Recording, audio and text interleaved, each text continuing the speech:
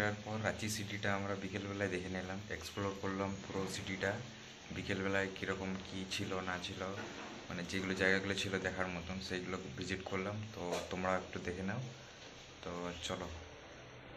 এটা মন্দিরটার বাইরে দেখতে পাচ্ছ, আর দেখো পুরো রাঁচি সিটিটা এখান থেকে দেখা যাচ্ছে। আর এই পাখিগুলো প্রথমে দেখলাম, ওইটা স্টেডিয়াম। হ্যাঁ,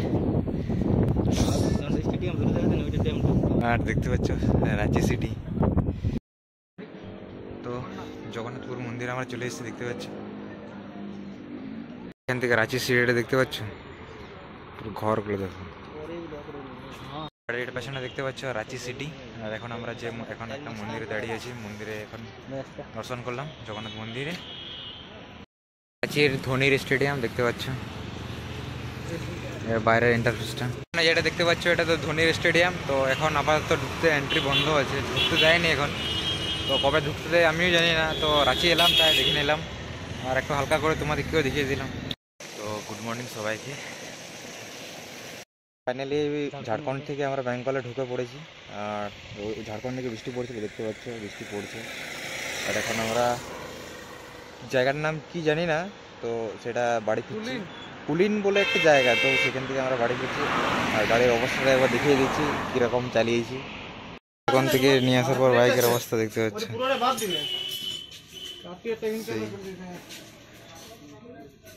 দেখতে পাচ্ছ কি অবস্থা হয়ে গেছে আমার। এখানে দেখতে পাচ্ছ সার্ভিসিং চলছে ঝাড়খণ্ড থেকে নিয়ে আসার পর। আর এখানে দেখছো কাঁচরা কত জমে গেছে, আজকে ওয়াশ হবে আমার বাইকটা।